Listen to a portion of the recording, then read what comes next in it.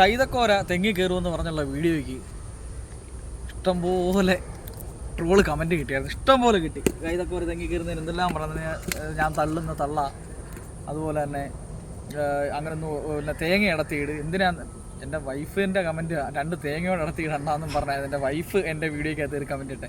കാര്യം കൈതക്കോര തെങ്ങി കയറുന്നതെന്ന് പറഞ്ഞു കഴിഞ്ഞാൽ എല്ലാവർക്കും ചിരി വരുത്തേ ഉള്ളൂ.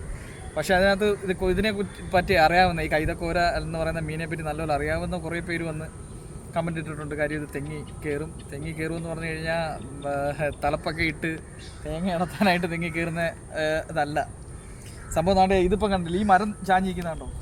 ഇതുപോലെ ഈ കായൽ സൈഡിലും ഈ പുഴയുടെ സൈഡിലും ഒക്കെ നിങ്ങൾ കണ്ടിട്ടില്ലയോ ചാഞ്ഞ തെങ്ങൊക്കെ നിൽക്കുന്നത്? ഈ കൈതക്കോര എന്ന് പറഞ്ഞു കഴിഞ്ഞാൽ ചെറിയൊരു വെള്ളത്തിൻ്റെ ഒരു ഒഴുകി, വെള്ളം ഇവിടുന്ന് ഒഴുകി വരുന്നു, അതിൻ്റെ പിന്നെ ആ ലക്ഷ്യം ഒഴുകി വരുന്ന വെള്ളത്തിന് ഓപ്പോസിറ്റായിട്ട് കൈതക്കോര പോകും. നമ്മുടെ സാൽമൺ മീനൊക്കെ പോകുന്നതിൻ്റെ അത്രയൊന്നും ഇല്ലെങ്കിലും ഇത് അല്പം ദൂരം നല്ലപോലെ പോകും. ആ പോകുന്ന സമയത്താണ് ഈ നല്ല തെങ്ങിൽ നിന്ന് ശക്തമായ വെള്ളം ഒഴുക്ക് വരുമ്പോഴത്തേക്ക് ആണ് ഇതാ കൈതക്കോര. ഇത് ചെറുതൊരെണ്ണമാണ്. ഇങ്ങനത്തെ മീൻ ആണ്ട് ഇത് പിടിച്ചാൽ എത്ര നേരമായെന്നറിയോ, എപ്പോഴും ഇത് ജീവനുണ്ട് ഇതിന്. ഈ മീൻ ഇതേപോലെ ചാഞ്ഞ് കിടക്കുന്ന തെങ്ങിലൊക്കെ കയറും. അല്ലാതെ ഞാൻ ഈ കുത്തനെയുള്ള തെങ്ങി കയറുമെന്നൊന്നും അല്ല പറഞ്ഞത്. തെങ്ങിലൊക്കെ കയറും.